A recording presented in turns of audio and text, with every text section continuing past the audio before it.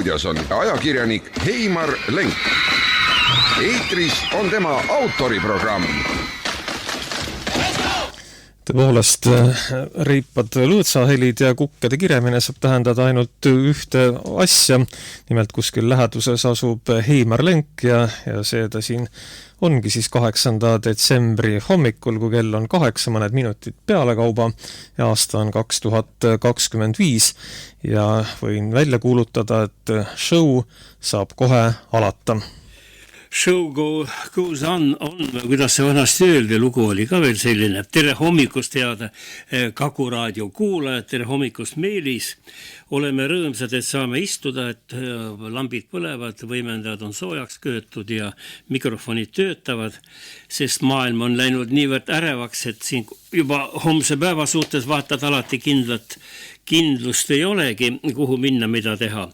Ja ma ütleksin niimoodi, et kui me vaatame neid teemasid, millest räägime meiega siin täna tunni jooksul, püüame rääkida vähemalt, ja mida annavad hommikused nii-öelda meie agentuurid, meil polegi neid palju, üks Delfikene on ja BNS ka veel töötab. Ja kui need asju kõike vaadata, täna ju lehed ei ilmu, mis on igal juhul väga piinlik ühes riigis, esmaspäeval ei tule paberlehte välja. Lääne-Euroopas on pühapäevad suured pakid lehtedega ja ei ole üldse paberlehtede allakäiku veel läänes eriti tunda. No meil ta on, öeldakse, et loe siis internetist, aga muidugi klassikaline ajaleht ikka üks võiks Eestis olla. Aga las ta olla, mis me seda siin arutame, pole meie otsustada, raha on kõigil neil vaja ja lehe sisud on sellised, et igaüks ei kipu teda tellima ka, sest kõik mäng käib ühte väravasse tavaliselt. Ja kui need kõike jälgida, siis tundub niimoodi, Meelis, mulle tundub nii, et me oleme jõudnud vist kuhugi murdepunkti. Mingisuguse murdepunkti, kus tuleb nagu see tõehetk läheneb meile ja on nagu kätte jõudmas aeg, kus me peame hakkama aru andma, mida me oleme selle 33, 32, 45, eks ju, kõik see taas iseseisvumise aeg, selle 30 aasta jooksul teinud, kuhu me raha oleme pannud ja miks me midagi valmis pole saanud ehitada.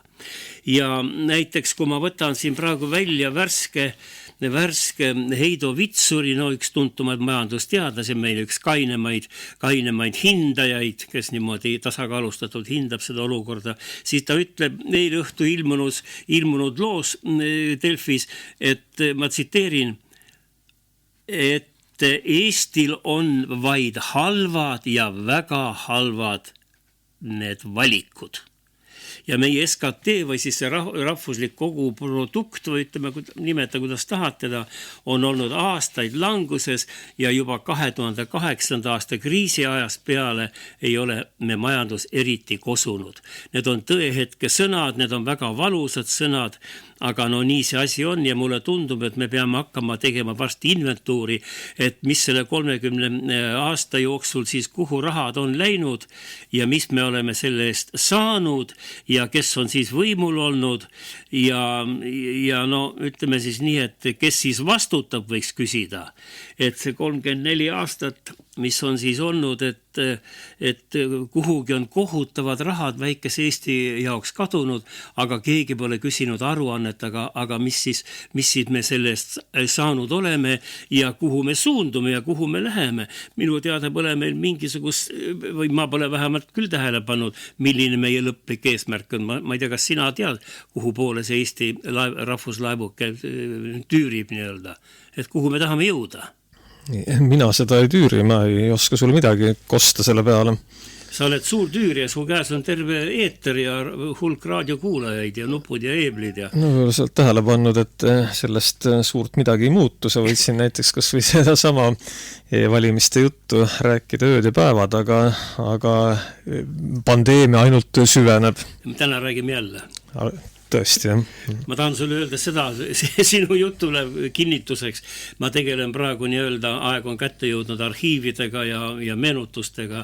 Ja kui mina võtan siin praegu välja kuskil 30 aasta, ütleme 25 aastat tagused 25 aasta tagused Eesti lehed ja loeksin sulle mõne katke sealt ette, siis sa ei suuda öelda, et see on aastal 25 tagasi. See on täpselt tänapäeva olukord. Me pole kuidagi suutnud suutud, ma ei tea, suures pildis midagi parandada. Ikka need samad õpetajate palgad, politseinike palgad ja sotsiaaltoetused ja pensionid väikesed ja tootlust ei ole ja tööstust ei ole. Aga kui selle kõrvale nüüd näiteks vaadata veel, mis siis jäi sellest nädalast mööda ja ma nimetan teda rubriigiks kõva sõna, siis niisugust kõva sõna pole mina kaua aega kuulnud, vähemalt teiste poliitikute ja ametnike poolt. EKRE isa ja poeg Mart ja Martin Helme ütlevad ikka hästi kõvu sõnu kogu aeg ja neid ma ka kuulan ikka pühapäeviti nende raadiosaates kell 11 hommikul. On väga head saated, väga head mehed ja seal on kõva sõna nii-öelda üle lõigu tuleb jälle mõni väga kõva sõna. Aga nüüd ütles siis välja endine juhtiv riigiprokurör Margus Kurm. Ja väga mehine mees, ma ütleksin, et sellest süsteemist küll keegi varem pole niimoodi öelnud, võib-olla ainult Edgar Savisaare protsessi ajal prokuratuuri niimoodi hinnati nagu nüüd Margus Kurm. Ja head kuulajad, ma tuletan meelde, paljud te lugesite, Kurm ütles niimoodi, et Eesti prokuratuur tuleks laiali saata. Maksumaksja raha eest ei ole vaja pidada üleval asutust, mille tegevusest inimesed aru ei saa ning mis külvab ühiskonnas vaid hirmu ja ebakindlust. Kui seda ütleb üks tuntud tugev prokurör meie prokuratuuri kohta, siis ma ütleksin niimoodi, et me võime nüüd öelda seda, et siiski mingisugune tulemus ka on sinu raadiojaamal ja ajakirjandusel, et me oleme nii kaugele jõudnud, seda prokuratuuri on korduvalt ju kirutud, korduvalt on nad kohtus kaotajaks jäänud, et nendel ei ole süütõendeid küllaldaselt ja nüüd Margus Kurm ütleb välja, et see tuleks laiali saata. Ja laiali saata ja ta ütleb veel lisaks, et prokuratuur on muutunud täiesti kontrollimatuks. Ma ei hakka seda teemat arutama, igaüks, kes on kohtuga kokku puutunud, teab, kui raske on siin õigust leida selles riigis, mida me nimetame ise õigusriigiks, kui raske on õiglust jalule seada. Ma olen jälginud seda Edgar Savisaare protsessi minevikus, seal lihtsalt kohtuprotsessi käigus üks inimene tapeti nii moraalselt kui füüsiliselt lõpuks ja süüdistus mingisugune päevavalgele ei jõudnudki, ei olnudki õiget süüdistust, protsess lõppes ära. Ja nii oli see maadevahetus ja kõik siin need Tartu meeste protsessid ja ei jõua neid kõike rääkida. Aga miks ma sellest praegu hakkasin seda meenutama, sellepärast, et ega prokuratuur pole ainus, mis minu meelest Eestis tuleks laiali saata või vähemalt korralikult ümber korraldada. Võtame kõige värskem näide meie vallad. Praegu oli siis meil see kohalike valimiste periood, nüüd on meil uued paljudes kohtades paljudes on vanad jätkavad, vallavanem hakkas volikogu esimeheks ja volikogu esimees hakkas vallavanemaks, umbes niisugune mäng käib. Peale selle ma imestan, et siin Nõo vald ja veel mitu valda, lehes on kuulutused, otsime vallavanemat. Mis vald see on, kui sa ei suuda ühte inimest leida, kes oleks siis kogukonna nii-öelda lipulaev ja majakas ja kes oskaks rahvast juhtida. Tähendab, meil pole enam rahvajuhte üldse.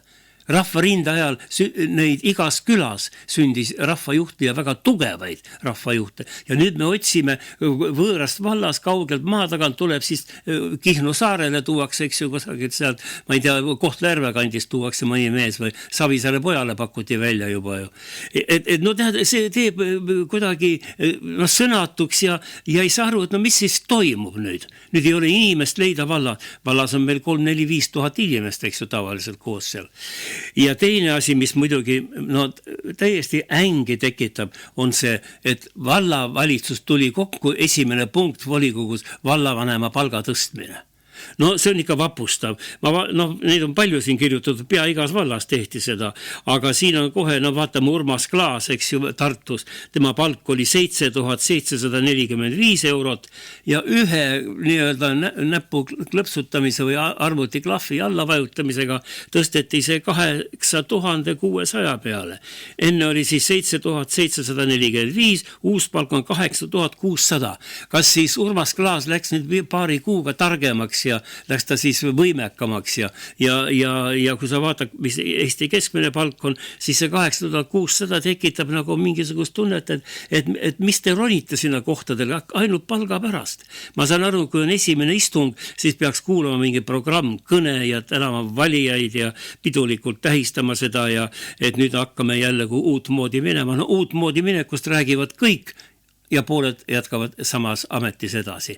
Et minu meelest see kohalike valimiste süsteem ja kohalik see võimkond tuleks ka ümber teha ja no minu ettepanek Eesti võiks olla üks ainukene vald, võiks ainukene maakond. Me oleme niivõrd väikesed, see 1 miljon inimest siin, 800 000 valijat või palju meil on siin, veelgi vähem. No siin ei ole mõtet neid valdasi hoida ja vallamaju ehitada ja siis neid vallaametnike koosseisusid teha ja maksta suured rahad selle peale ja siis vaatada ka, mis siis eelmiste valimistest, vahepeal oli 4-5 aastat, mis siis muutunud on, siis sa näed, et midagi muutunud ei ole, eriti rahva jaoks pole eriti midagi muutunud. Ja muidugi, nagu sa juba ütlesid, eelkõige tuleks korda teha või lõpetada ära e-valimiste süsteem, sellepärast, et enne kui me ikkagi ausaid valimisi teha ei suuda ja ei taha teha, meil on praegu nii, et me ei taha teha, ega siis midagi siin Eestis ka välja ei tule. Ma tahaks näha ikka, et tuleksid võimule rahva lemmikud, kes oskavad inimestele midagi öelda, aga nüüd meil on see 25 aastat on juba see süsteem olnud. Muide siin Märt Põder, tema on üks e-valimiste vaatleja ja üks suuremaid asjatundjaid ja e-valimiste vastane, vähemalt selle süsteemi vastane. No tema siin meenutas, kohe kuulame, et selle e-valimiste süsteemi töötasid välja vähemalt 2 noort inimest, kes on nii-öelda ära märgitud ajaloo allikates, Ülle Madise ja Taavi Rõivas. Nemad olid siis selle Märt Raski juhtimisel, Märt Rask oli justiitsminister ja justiitsministeeriumis 25 aastat tagasi öeldi, et tuleb välja töötada valimissüsteem, millega me saaksime oma erakonna kõrgele tõsta ja teeme nii nagu Venezuelas. Ja e-valimised on pärit Venezuelast ja nüüd me neid kasutame ja süsteem kehtib ja seekord oli siis niimoodi, et kuna Reformierakonna üldine maine oli niivõrd madalal, siis Tallinnas ja teistes kohtades ei julgetud neile nii palju hääli juurde panna, kui oleks tarvis olnud. Need hääled pandi hoopis siis Lavly Perlingu parteile parempoolsetele juurde. Et kuulame, mida härra Põder ütles selle, nende e-valimiste kohta ja tuleme veel kord selle teemaga ikkagi välja, et see süsteem tuleks üle vaadata, korda seada või siis valimised tühistada interneti teel. Kuulame, Märt Põder esineb. Et iseenesest see e-hääletus on meil, ta on päris pika ajalooga, teda tegelikult on 25 aastat, et see kogu protsess ju algas 2000, et kui seal justiitsministeeriumis seal pandi nõunikud Ülle Madise ja vist Taavi Rõivas tööle selles valdkonnas ja siis teate, et nüüd me hakkame seda tegema. Ja et sellest on nüüd veerand sajandit, et seda e-hääletust ja sellega seoses tehtud siis nagu muudatusi ka õigussüsteemi, neid on nüüd veerand sajandit.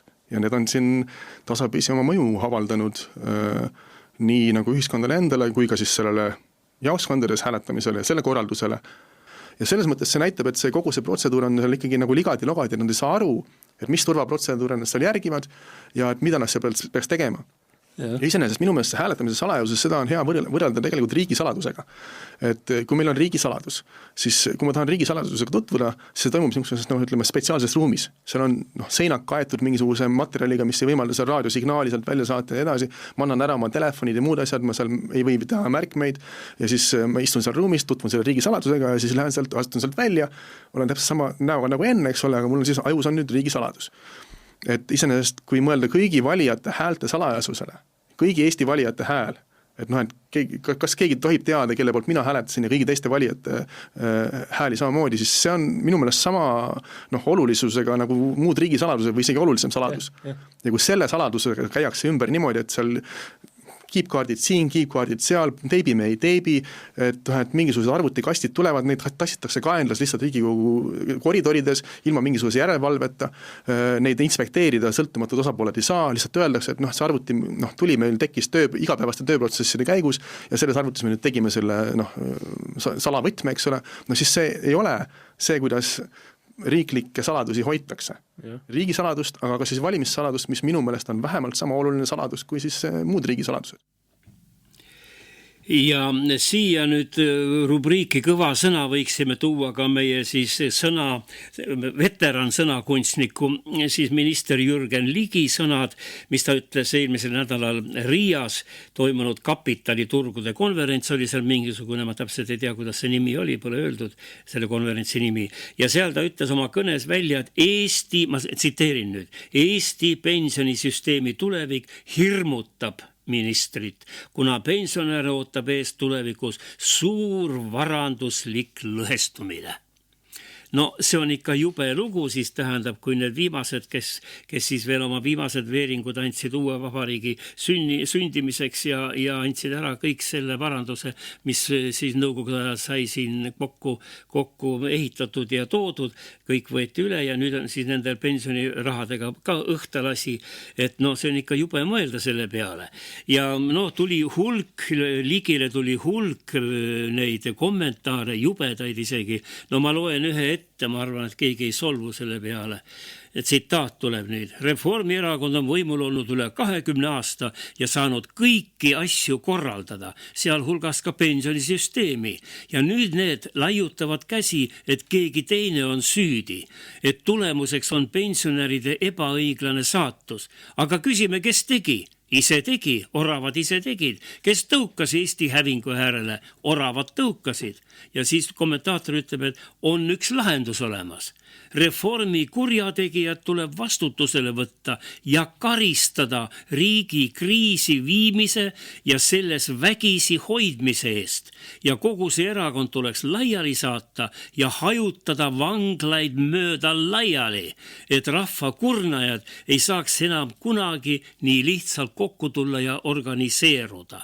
See on siis selline arvamus, see on arvamus rahva seast, see on ametlikus meie Delfi kanalis üleval, nii et vaata Meelis ja vaatake kuulajad ja meil veel seda kaamerat siin ei ole, me pilti veel ei näita, aga imestame, et kuhu on rahvas viidud ja siin küsitakse veel, et pensioni pole teid suutelised maksma, aga riigi piiri pole te ka 34 aasta jooksul jõudnud valmis ehitada. Nüüd räägime mingisugustest, punkritest, et kõik on oravatel läinud valesti, kirjutavad kommentaatorid. No neid kommentaare on siin palju ja väga hullu sõnastusega.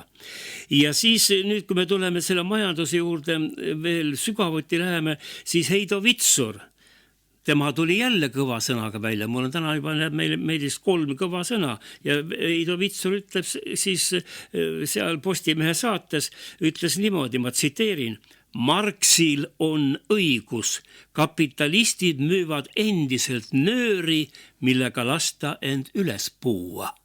Need on majandusteadlase sõnad. Ja nüüd tuleb välja, et riikide majanduse hindamisel, ütleb Vitsur, on olnud olulise parameetrina rahalise mõõtme kõrval tagasi ka riikide võime endale vajalikke asju toota. See on väga huvitav mõte. Meelis, sa vist ei ole ka selle peale tulnud, või seda Vitsurit lugenud. Ta ütleb, et me oleme uue kriisi ees ja muide see juba ammu meid kummitab, et meil ei ole enam võimet endale vajalikke asju toota. Ja see on õige selles mõttes, et kujutame ette, me räägime siin iga päev sõjast, kui tuleb sõjaline konflikt ja Eesti piirid on näiteks blokeeritud, kes meile siis toodab neid kõige tavalisemaid asju. No ütleme, kui kapsast ja kartulit veel suudame ja mingisugused väetise tagavarad on.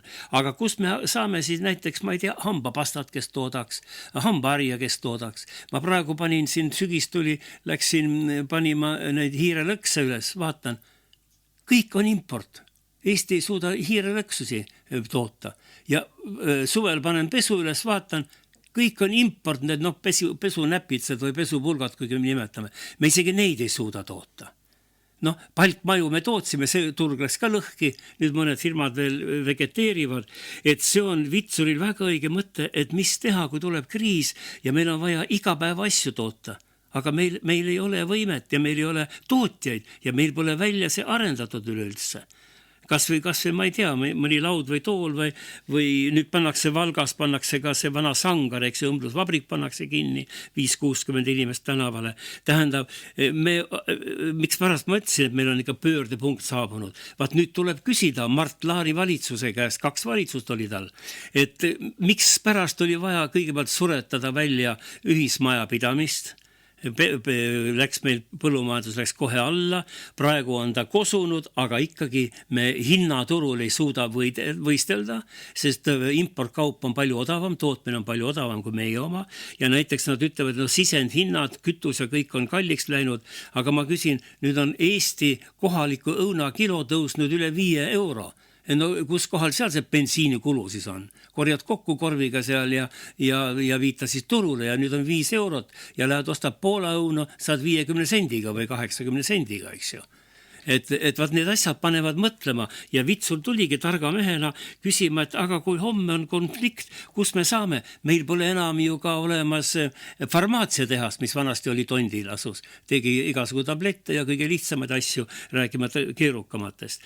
Ja mis pärast mind see asi pani väga nii-öelda muretsema või mõtlema, mul on meeles, kui oli see COVID-i kampaania tuli, siis oli see kodutöö läks lahti ju kõik, teevad kodutööd ja siin samas Põlvas meil oli vaja ka seal moderniseerida seda kodust parki. Ei ole kuskilt ei olnud võtta neid kaameraid, mis arvuti peale paned kaugtööks. Ei olnud kuskilt võtta igasugu vidinaid, kõik kadusid hetkega ära. Rääkimata mäletame, kuidas me olime ilma maskideta nädalate viisi. Võt sellised asjad on kõik, mis tuleks Eestis selgeks rääkida ja küsida, kus kohal on see tootmine, mis meid päästab sõjaolukorra puhul. Aga sõjaolukord, nagu me näeme, Ukrainas kestab 4 aastat. No kus kohad me võtame, kes siis toodab meile need asju, mida iga päev on tarvis. Ja peale selle on meil üks küsimus, mis ma siin mõtlesin ise nädalavahetusel, kus meil need strateegilised tagavarad on. Palju meil bensiini on, palju meil naftat on, palju meil gaasi on kohalikus hoidlas. Ma saan aru, et kohalikus hoidlas ei ole mitte midagi, meil pole hoidlatki vist. Et kõik need küsimused on väga tähtsad. Ja nüüd Vitsul tuli järeldusele, et meil pole enam ka töötajaid. Ta ütleb siin, et viimaste aastakümnete jooksul on umbes 200 000 inimest läinud võõrsile või me oleme kaotanud 200 000 paari töökäsi. Kuulame võõrtöö kohta, mis ta ütleb. Et meil oleme suletud ringis täiesti. Praegu me oleme ju 35 aastaga kaotanud tööturult 200 000 inimest. Ja kui me kaotame veel, siis veel ongi ainult importtööjõud. Aga mis importtööjõud tähendab? Vaatame Rootsit. Rootsi on teinud integreerimiseks, võõrtööjõud integreerimiseks rohkem kui ükski teine. Võib-olla Taani on sama palju teinud. Ja tulemus on ikka ümmargune, katastroof. Ja kui võtta, kui salliv ühiskond ja kuidas Rootsi ühiskond oli sallivaks treenitud ja selliseks empaatiliseks treenitud, siis me ei saa isegi kokku leppida sellest, kes õige eestlane on. No vaat niimoodi, me ei saa kuhugi kokku leppida ja muide ma tsiteerin, kui selleks läks juba täna avaldab siis Rein Veidemann, tema on Ringhäälingu nõukogu esimees ja meil vabadusvõitja ja rahvarinde liige ja kõik.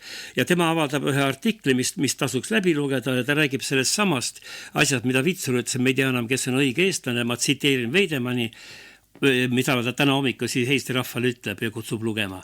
Oleme väikese rahvana kaevanud erinevate ühiskonnagruppide vahel sügavad kuristikud. Nii et see 1 miljon on ka igatpidi lõhutud laiali. Ja kui vaatad uusi seadusi, mis tuleb siin LGBT kohta ja kõik need asjad, siis see lõhed ainult süvenevad. Ja nüüd tuleb küsimus, kui Vitsur juttu kuulata ja mõtelda, et mis siis on niimoodi, et miks meil on kõik alla läinud, praegu me oleme näitajatega Euroopa mitte viimaste hulgas, vaid päris kindlalt viimase koha peal, et mis selle põhjuseks on olnud siis ja kes peaks siis nagu vastutama. No vastutamist ma ei hakka siin nüüd raadioeetris nimeliselt ütlema kedagi, aga ikkagi et mis siis on juhtunud ja nüüd ta selgitab, et kui 25 me ju rääksime Laari valitsuse ajal, meil pole vaja oma tööstust, me panime ju kõik tehased ja vabrikud müüki, lammutasime laiali, laevad müüsime maha. Aga mida tegi Hiina sel ajal? Ja Vitsur toob näited, et Hiina tööstustoodang 25 aastat tagasi oli vaid 6% oma rahvale tooteid teha. Nüüd tänaseks on jõudnud Hiina osa 45% peale maailma tööstustoodangust. ja Jaapanile ja Saksamaale on jäänud vaid 12% ja Ameerika Ühendriigid käivad alla 25% pealt 11%-le. Aga miks see kõik on niimoodi? Ja Vitsur vastab ja Meelis kuulajad mõtleme selle üle. Hiina on juba aastakümneid koolitanud enam kõrgharidusega insenere ja tehnolooge kui kõik teised arenenud maad ja arenevad maad. USA-s ja Euroopas on noorte ja ülikoolide huvi seevastu järjest enam nihkunud muudele aladele. Ja nüüd tuleb näide, mis on täpselt Eesti kohta. Ülikooli minnakse õppima reklaami asjandust, avalikke suhteid, finantsinnovatsiooni, firmade juhti, siis nendeks siis firma need, kes need pressisekretärid ja kõik. Ja nüüd Vitsur küsib, õpitakse reklaami, suhtekorraldust, meil on, ma ei tea, kui palju on meil neid nõuandebüroosid olemas, kuidas teha karjääri ja kuidas teha businessi, aga kus on meie tööstus? Seesama Võru oli kõrval, gaasianalüsaatorite tehas, ma noore ajakirjanikuga käisin seal külas, varustas kogu Nõukogude Liitu gaasianalüsaatoritega, tegi võimsaid asju siia, rahvas käis tööl, see 2000 inimest oli tööl ja siis, kui tuli uus kord, siis esimesena muidugi mängiti maha, pandi kinni tubakavabrik Leek, öeldi, et nüüd hakkame siis seda Rootsis toodetud priimat suitsetama, see jäi ka ära lõpuks, siis pandi kõik need küünlavabrikud kinni, siis pandi kinni meil omaenda suur elektrimootorite tehas Volta, kes saatis mitmekümnesse riike meil häid elektrimootoreid välja, pandi kinni Tallinna masinatehas, kes varustas ja tegi neid katlaagregaate sille poolele Nõukogude Liidule. Saadeti laiali kalamajanduse laevad, laevastik ja merelaevastik, merelaevandus lasti laiali. No, hirmus uhked laevad meil olid ja kõik müüdi maha, raha pandi taskusse, siis lõpuks veel ekskavaatori tehas näiteks, seal oli, ma käisin seal ikka reportaaži tegemas, 32-33 riiki eksporditi meie melioratsiooni ekskavaatoreid. Aafrika ostis, raha tuli, valuuta jooksis. Tuli uus Eesti, poisid võtsid üle, erastasid ära, lõpetasid tootmise ja tegid kortermajad, et homme üüriraha kätte saada. Ja nüüd ongi, seal on ka kõik nimed on olemas, kes seda kõike tegi. Aga midagi ei ole muutunud. Ja nüüd meil on, täna jälle räägiti raadios hommikul arengukavades, meil on siin mitu arengukava, kuidas moodi minna edasi energiakriisist, kõrvale hoida ja edasi. Ja kui ma hakkan mõtlema, kui meeletu arv on tehtud meil arengukavasid Eestis, siis ma võtsin välja ühe arengukava, Liisa Oviir, tema oli ettevõtlusminister ja see on tehtud nüüd 10 aastat tagasi. Ja tema siin räägib, kuidas tuleb arengukava tehakse, et Eesti tööstus hakkaks arenema. Kuulame seda korraks, on süütu intervjuu. Liisa Oviir on väga tore naine, me olime koos Riigikogus ja tema perekonda tunnen hästi läbi ema ja kõik. Aga jutt on selline, et kõik homme tuleb, aga tänaseks pole midagi tulnud. Liisa Oviir räägib siis tööstuse arengust.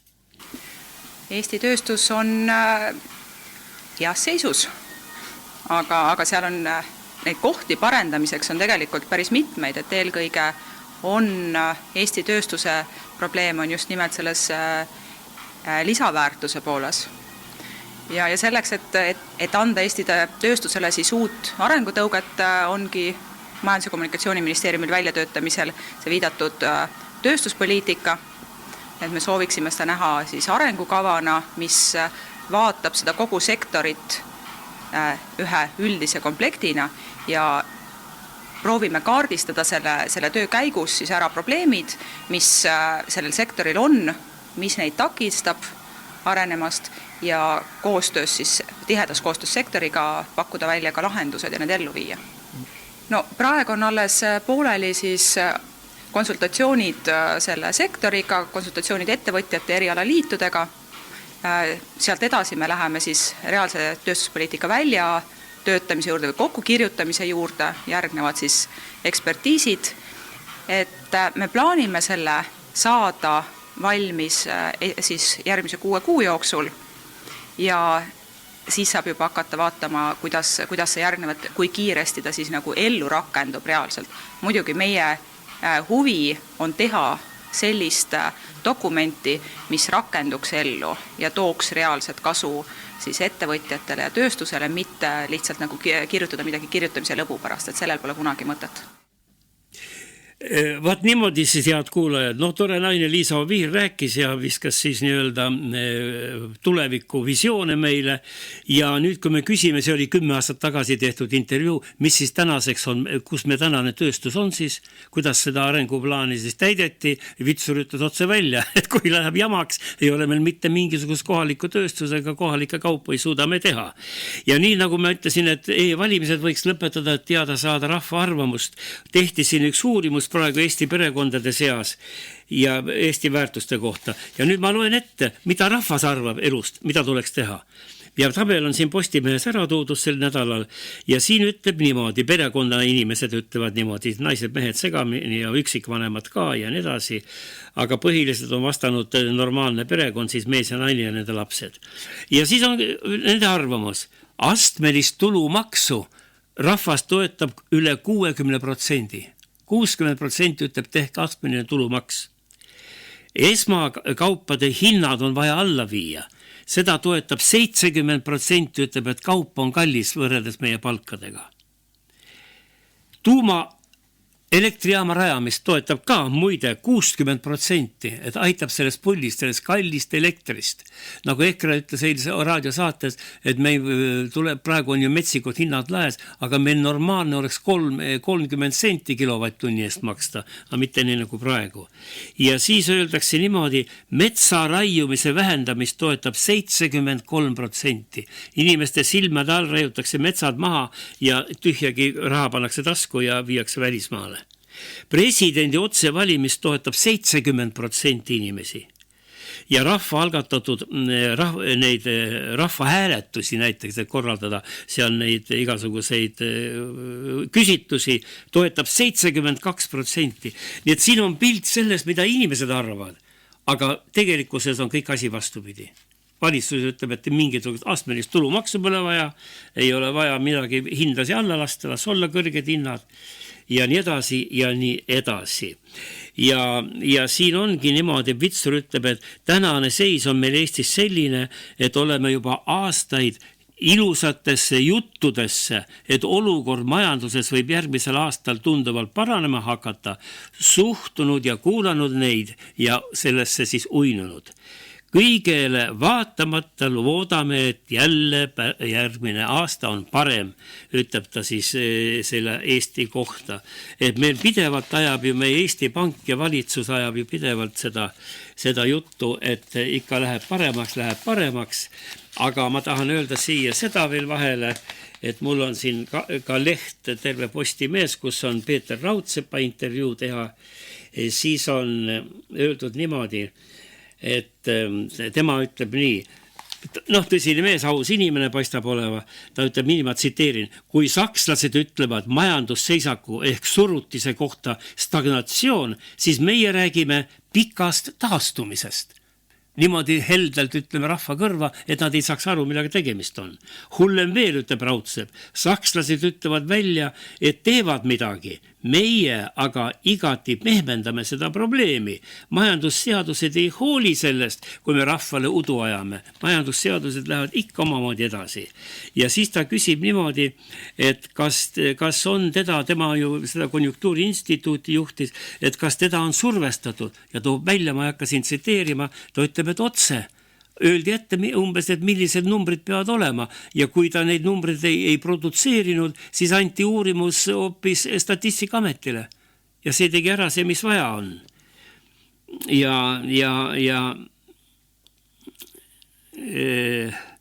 Ma tsiteerin siiski, näed, me ei ole tunnistanud oma probleeme Eestis, oleme laulnud kiidulaule iseendale. Hea on olnud kuulata iseennast, fookus on kadunud. Veel möödunud aastal rääkisid ministrid, kuidas me Leedust üle oleme ja hurjutati mind, ta räägib endast, siis ta andis õigeid tulemusi. Ja nüüd on tulemus käes, kus me oleme, kõhuli maas ja viimased Euroopas. Ja siin on siis näed niimoodi, et ongi kõvasti on teda survestatud, eks see oli ka üks põhjus, miks ta siis Tallinna linna peaks nõustus saama, sellepärast, et kaua sa võitled kaua sa võitled. Ja seal oli selline asi, et kui ta ei andnud neid numbreid, mis tarvis oli, siis valitsus enam uurimusi ei tellinud. Nii et me oleme siis praegu teeme arengukavasid, räägime jälle neist, täna räägiti pikalt arengukavadest hommikul ja samal ajal meil Eestis elavad arukad, tegusad inimesed ja kes tahaks nagu siis ausamat ühiskonda ja kõik, aga meie elame nagu mingis fantaasias, et homme läheb elu paremaks. Ma leidsin ühe ilusa laulu, harva esineva laulu, minu meelest vähe mängitud, Tiiu Varik laulab ilusa laulu Mu kallis fantaseerija. No umbes selline olukord on Eestis, kuulame natuke seda laulu, Minu kallis fantaseerija. See on nagu Eesti valitsus praegu, aitäh.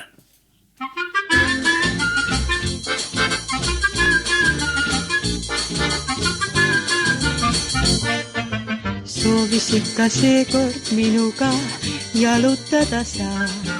Öises linnast rannal pargiteel, kui on tõusnud kuu. Meelehärmi ma ei varjanud, kipra mul tõmbus kulm. Oi mu kallis fantaseerija, kus on su mõttelend? Kohtumised pargis kella all, kuskil kino ees. Teame üsna ammust ajast nii tavaline see. Hoopis meelsamini kohtuksin helkival linnuteel. Või ehk kuul või marsil ootad mind, milleks sa vaikid ütle, kus see kord kohtume me.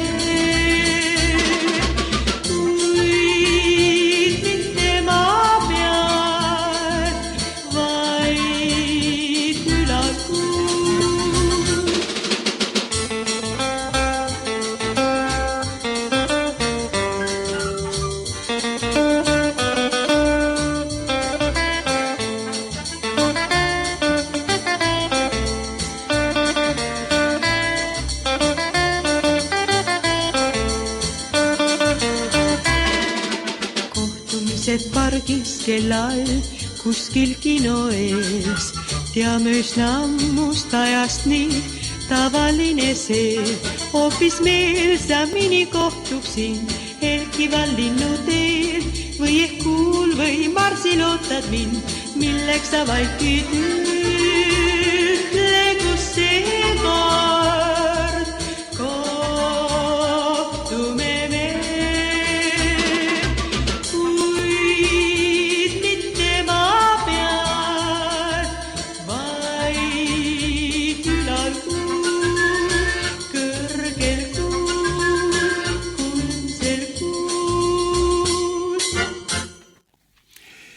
Ilus laul ja noh, armastuses on ilus ju fantaseerida, et läheme kuu peale kokku saama. Aga eks ta on juba mõnes mõttes ju ka ellu viidud ja kuu peal käidud. Ja muide, nii nagu meil need suur punt on tehtud arengustrateegiad, mida keegi nagu eriti täitma ei kipugi, nii on ka nüüd Ameerikas, aga siin on tulnud välja nüüd äärmiselt tõsine dokument, kallid kuulajad, kes seda veel lugenud ei ole, seda ei saagi muidugi lugeda, sest päris otsest eesti keele tõlget ei ole, on ainult kommentaarid ja Delfi on siin ja Päevaleht on tsiteerinud seda arengukava, aga kes seda arengukava nüüd loeb, ja neid vähemalt neid kommentaaregi, see saab, no ma ütleksin niimoodi, šokeeriva informatsiooni. Sellepärast, et alustame peale selles arengukavas, Ameerika Ühendriigid ütlevad otse välja, Euroopat ja Euroopa Liitu nähakse kaugeneva liitlasena, millel on Ukraina sõjas osas ebarealistlikud ootused. Ameerika kaugeneb ühesõnaga Euroopa Liidust ja Euroliidu lootus, et Ukraina võidab sõna, on ebarealistlikud. See on ametlikus või selle kavas välja öeldud. Ja kava ütleb, hoiatab Euroopa Liitu tsivilisatsiooni hääbumise eest. Need on sõnad otse võetud nüüd tsitaadid meie Delfist ja Päevalehest. Ja see on Postimehest tähendab, jah. Ja uskumatu, kritiseeritakse strateegias teravalt Euroopa liitlasi ja öeldakse, nüüd ma ütlen teile kuulake, Ühendriigid asuvad toetama Euroopa Liidu vastaseid väärtusi. see on mustvalgel kirjutatud ja ripub eesti keeles üleval. Ma ütlen veel kord, arengukavas kritiseeritakse strateegias teravalt Euroopa liitlasi ja öeldakse, et Ameerika Ühendriigid asuvad toetama Euroopa Liidu väärtuste vastaseid. Ja kui on siis räägitakse liitlastest, öeldakse niimoodi, tuleb arendada Euroopa riikides vastupanu liikumise välja Euroopa praegusele kursile. Ühesõnaga Euroopa Liidus tuleb hakata arendama neid liikumisi, mis on vastased praegusele Euroopa kursile. No ütleme niimoodi, kui me Euroopa Liitu astusime, meil olid ju siin terve rida, kolmandik oli Euroopa Liitu astumise vastu ja need mehed võivad nüüd rääkima tulla ja samamoodi on nüüd erakond ju EKRE. Ja ka Keskerakond oli ka ju, ei hääletanud täie ulatuses Euroopa Liitu astumise poolt. Ja nüüd on näha siis, et Euroopa Liit hakkab hääbuma. Ja ootuspärasest siis pöörab strateegia tähelepanu hoopis Venemaale ja Hiinale ja ma loen ühe kommentaari veel siin. Trumpi administratsioon ütleb otse, et Ameerika ei kavatse enam kulutada verd ja oma raha, et hoida Euroopat koos. Nüüd edasi, mis on arengukavas öeldud, Meelis? Sa ei usu oma kõrvu. NATO edasine laienemine tuleb peatada. Selge. Ja edasi, Euroopa peab ise leidma tasakaalu Venemaaga ning USA suunab oma jõu lääne poolkerale Põhja-Atlandile, mis on Ameerika enda elutähtis telg. Ja doktriin ütleb ka seda, et kui Euroopa jätkab oma praegust kurssi, milleks sees on ka massiimmigratsioon, sündimuse kokkuvarisemine, rahvusriigi nõrgenemine, perekonna nõrgenemine, vajub ta sisemiselt kokku ning ei ole enam usaldusväärne partner. Nii, nüüd öeldakse selle kohta, mis ma praegu lugesin, öeldakse kommentaaris. See pole enam diplomaatiline nüanss, vaid sisuliselt geopoliitiline lahkumisteade Euroopa Liidu toetamisest Ameerika poolt. Vaat sellisega me oleme nüüd sellisele tasemele me oleme jõudnud, see on vapustav, no see arengukava on lihtsalt vapustav, ma ei tea, kas nüüd nad eesti keelde teevad lõpuks ümber, et üks ühele saaks lugeda. Aga, ja nüüd ma võtan see, mis veel täna oli Päevalehe juhtkirjas. Ilustamata võib öelda, et see Ameerika strateegia on suunatud Euroopa nõrgestamisele, Euroopa Liidu õõnestamisele või isegi lammutamisele ning siinsete ühiskondlike vastuolude õhutamisele. No siinsed vastuolud Eestis on olemas, nagu Ameerika hakkab neid õhutama, siis võib arvata, kuhu me jõuame. Kõik see, mida me oleme rääkinud ja mida nimetatud on siin lamemaalaste fantaasiaks, on praegu pandud kirja Ameerika Ühendriikide kõige tähtsamas dokumendis. Viimaste päevade. See ilmus alles ju reedel tuldi välja.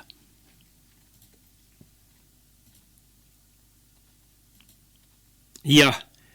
Ühesõnaga praegu, no ma vaatasin veel ühte lauset, USA-l praegu Euroopa Liidu jaoks mingisugust tegevuskava pole olemas ja nad ei tahagi seda. Washington ise ei paista enam uskuvat maailmapilti, mis ligi 100 aasta vältel on viimastel ja kõige enam neid endid toitnud, aga kogu ühist väärtuste süsteem on muutunud ja koondunud demokraatliku maailma tugevamaks ja rikkamaks teinud riikide vastu.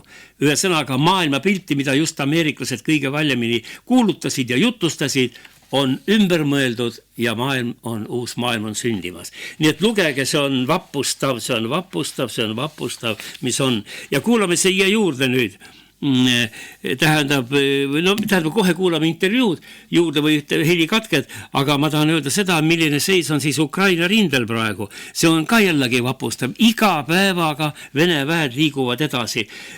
Ja ma ütleksin niimoodi, ma ei karda seda välja öelda, kui ma kuulan Eesti neid uudiseid ja kuulen ja loen neid, siis ma ütleksin niimoodi, meil vägivaldselt hoitakse Eesti rahvast infosulus. Meil pole mingit ettekujutust õiget, mis toimub Ukraina rindel.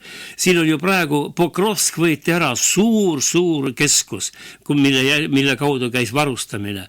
Seal on ju sajad need ukrainlased on kotis. Neid ei lubata välja minna, alla ei lubata anda. Nad ei tea, mis teha, neil laskemoona pole toitu. Neid vangide intervjuusid on YouTube täis, mis nad räägivad, kuidas elu on olnud. Eks ju, Konstantinovka on korras,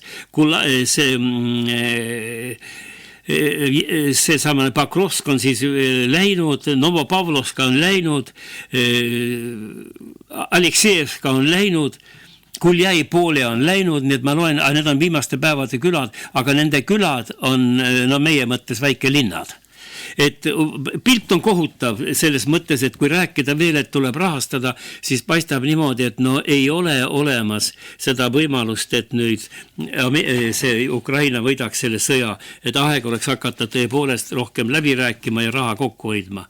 Aga ikkagi tahetakse ju 137 miljardit Vene raha kätte saada ja anda see siis Euroopa poolt Ukrainale ja samal ajal juba 350 miljardit on Ameerika kaotanud, 200 miljardit Euroopa ja paneme siia juurde kõik toetused, kusagil seal peaaegu tuleb varsti triljon juba eurot, mis on kulutatud Ukraina peale, aga tulemusi pole ja Venemaa pole ka nõrgenenud. Ühesõnaga nende olukorra kohta, mis nüüd kõik on olemas, kuulame, mida ütles siis vana Helme, ma nimetan teda vana Helmeks, on Mart Helme, ütles siis raadiosaates Räägime asjast ja minu meelest on tal väga selline kaine, õigemini mitte Räägime asjast saates, aga see on kuskil teisest esimesest võetud, uutest uudistest igal juhul. Ja seal vana Helme iseloomustab seda olukorda siis ja ma ütleksin niimoodi, et see on väga kaine iseloomustus, et tasuks teil läbi lugeda uutest uudistest, see on pikk intervjuu. Kuulame siis, mida vana Helme ütleb olukorra kohta. Euroopa Liit ei ole mitte midagi. Euroopa Liit on sisuliselt, tehnoloogiliselt, majanduslikult depressiivne piirkond ja ka loomulikult demograafiliselt depressiivne piirkond. Et Euroopa Liidul ei ole midagi. Ja mis nüüd juhtuma hakkab? Mina ennustan ja viimased uudised räägivad ju ka sellest, et ameeriklased ja venelased Ukraina suhtes peavad praegu läbirääkimisi ja on põhimõtteliselt lõpusirgel. Ma ennustan, et Ukraina on sunnit loovutama kõik vallutatud alad ja natukene veel lisaks. Kuskil teevad venelased mingi taktikalise järeleandmise, et oleks võimalik öelda, et ei näed, venelased ikka kõike ei saanud, aga kuskil saavad nad rohkem, midagi saavad nad rohkem. Ja see, mida nad rohkem saavad tõenäoliselt on see, et ei ole kõne all absoluutselt enam mingisugune Ukraina NATO liitumine. Ukraina relvajõud saavad teatud piirid, kui suured need võivad olla, missuguse relvastusega need võivad olla aina üle. Ja siis järgneb mitte väga pikas perspektiivis NATO lagunemine. Sest sisuliselt NATO kaotab selle sõja. Kui Ukraina kaotab selle sõja, siis NATO kaotab selle sõja. Ja see on Ameerika Ühendriikide huvides. Nii absurdne, kui see ei kõla praegu. See on Ameerika Ühendriikide huvides, sest ameeriklased ei taha paragrahv 5 enam. Ameeriklastel on suured geopoliitilised huvid mujal. Me praegu räägime Arktikast, aga meil tuleb hakata rääkima ka mitte kauges perspektiivis Antarktikast. Need on need viimased valged laigud ja maailma kapitalism on otsa saanud, sellepärast ressurssi ei ole enam. Laienemise ressurssi ei ole ja tooraine ressurssi ei ole.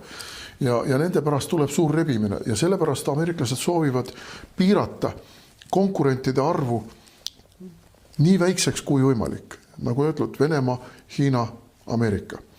Ülejäänud on pudid ja nüüd NATO lagunemine ja venelastele nii-öelda järeleandmise just nagu tegemine sellega, et venelased on kogu aeg nõudnud, NATO peab taganema 97. aasta piiridesse. See tähendab Kesk-Euroopa ja Lääne-Euroopa, Baltikum väljas, Balkani maad väljas. Venemaa saabki selle, aga mitte niimoodi, et oleks otseselt tehtud järeleandmine venelastele. Et NATO-t lihtsalt ei ole enam. See on minu ennustus, see on minu spekulatsioon, mis lihtsalt sellele analüüsile, mida ma vaatan praegu, tugineb. Võimalik, et siin on teatud variatsioonid, aga suures pildis ma ennustan, et midagi niisugust tuleb ja loomulikult laguneb ka Euroopa Liit. selline ennustus siis targalt mehed Riigikogu liikmelt ja suurte kogemustega poliitikult. Ja paneks siia juurde siis saate lõpetuseks või lõpuosaks. Meenutaksime, et reedel ja laupäeval oli suur riigi visiit Putinil, Vladimir Putinil Indiasse ja nagu YouTube'is kõik kommentaatorid näitavad ja rahvusvahelised telekanalid näitajad, paljud tegid otse ülekandeid sealt nendest üritustest, oli Putini vastuvõtt kõige kõrgemal tasemel, mis üldse diplomaatias saab olla, sest siis peaminister Modi tuli isiklikult punase vaiba peale Putinit vastu võtma, nagu Trump Ameerikas, seal selles Alaskal, ja hästi kõrge vastuvõtt oli, väga hästi läks kõik läbi, mõlemad mehed nimetasid teist headeks sõpradeks, nii et nii palju siis Venemaa isolatsioonist. Ja kui me arvustame praegu, räägime NATOst ja NATO võimekusest, siis kui me paneme kokku praegu sellise ploki Venemaa, Hiina, India, Iraan, Põhja-Korea, no siin mõned riigid tulevad veel, no siis on see ju selline võim maailmas, mille vastu ka ma arvan, et on väga raske minna. Ja lõppude lõpuks, kui see Ukraina sõda ka ära ei lõppe, võib-olla lõpuks siis hiinlased ka vihastavad, tulevad siia veel Venemaaga koos sõdima ja ongi kõik nii-öelda krõnks valmis, eks ju. Et siin tuleks väga kained nüüd vaadata ja hakata seda sõda lõpetama. Aga tagasi Indiasse, Indias oli siis selline vastuvõtt, et 28 kaubanduslepingut tehti, tuumaelektrijaamade kohta tehti lepingud, nafta ostmine ja gaasi ostmine jätkub, vaatamata sellele, et Trump oli väga vihane selle peale, ta ju läks India, tegi Indiale need kõrged tariifid seal, aga see ei loe, India valis siiski Venemaaga koostöö ja nüüd tehti viisavabadus India ja Venemaa vahel muide ja me kuulajad vist ei teagi, et ka Hiinaga on Venemaal viisavabadus. Sa mõtle, millised riigid, 1,5 miljardit ja viisavabadus. Et nad ennekuulmatud asjad. Ja siis Putin küsis seal ühel pressikonverentsil, et miks India ei või osta meie naftat, kui USA ostab Venemaalt tuumakütust ja uraani. No et kuidas saab ette kirjutada, mida keegi võib osta. Ja siis on veel huvitav asi, lepiti kokku, Venemaa televisioon levib nüüd ka Indias. Russia Today, RTR, selle kanalid hakkavad oma saateid näitama kogu Indias ametlikes nendes kanalites. See need, mis need on, need ülekandefirmad. Et sellised asjad on toimunud, mis on täiesti uskumatud ja millest on raske aru saada. Ja kuna seal sellel kohtumise Moodi ja Putini vahel meenutati ilusaid aegu 1950 aastaid, kui olid India filmid Venemaal väga moes, sellepärast, et Venemaa ise või Nõukogude Liit ei tootnud veel nii palju ja India filmed oli kõvasti sisse. No mina mäletan, ma olin paras poisike sel ajal, käisin need kõiki vaatamas ja mitu korda järjest ja esimesse ritta tahtsime alati minna ostma. Ja üks film siin nendest oli Hulkur ja teine oli Härra 420 ja seal mängis siis peaosa Raj Kapoor, kena noormees, selline laulis ja tegi ja seal kõik neid asju. Eile ma vaatasin üks India film YouTube'is üleval ja seal on ka keegi Kapoor on siis see tegija, nii et vist suguvõsas see filmi pisik elab edasi. Ja no kui selleks jutuks tuli, no kuulame siis seda laulu, Hulkuri laulu, selle pealkiri on Havarahun, selles india keeles, see tähendabki hulkurit, kellel pole kodu ja kes käib õnne otsimas mööda maailma. Naisnäitleja oli Nargis, väga kaunis India daam seal ja ärgem unustagem, et Putiniga tehti ju intervjuu, 2 imeilusat naist tegid pika intervjuu, 100 minutit intervjuud, kus Putin sai kõik oma asjad India rahvale ära rääkida ja siis samasugused ilusad näitlejad on ka seal Raj Kapoori filmis ja kuulame, meie vanem põlvkond peab neid laule hästi meenutama, minu Kuldrandevu saates need pidevalt telliti ja tulebki siis nüüd Raj Kapoor ja tunnusmeloodia filmist Hulkur, Havarahun. Aitäh kuulamast ja püüdkem harjuda suurte muutustega, mis me ju ees ootavad. Kõike head teile!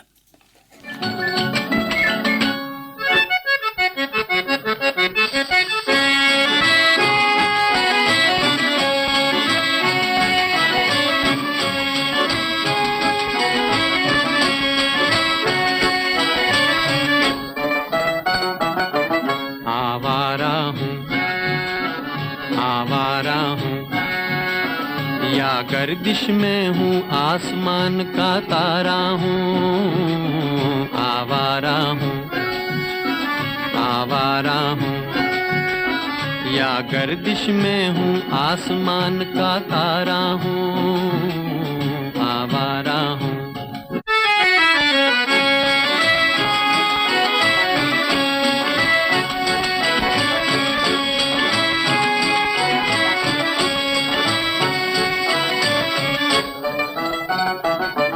घर बार नहीं, संसार नहीं, मुझसे किसी को प्यार नहीं, मुझसे किसी को प्यार नहीं।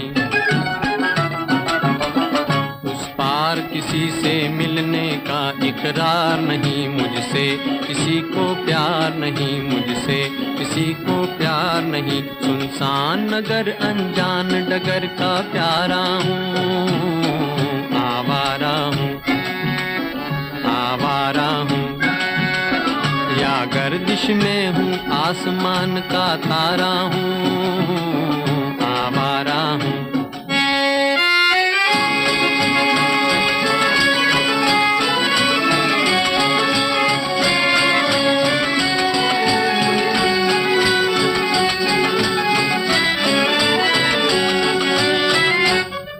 आबाद नहीं बर्बाद सही, गाता हूँ खुशी के गीत मगर, गाता हूँ खुशी के गीत मगर। जख्मों से भरा सीना है मेरा, हंसती है मगर ये मस्त नजर। दुनिया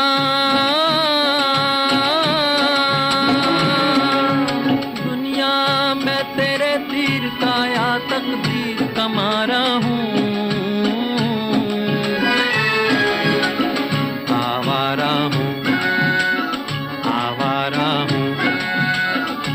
गर्दिश में हूँ आसमान का तारा हूँ, आवारा हूँ, आवारा हूँ, आवारा हूँ।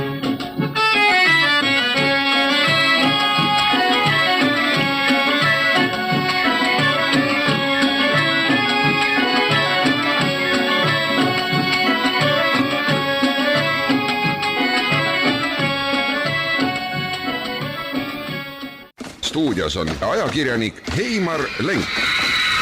Eetris on tema autoriprogramm. Kagu Raadio.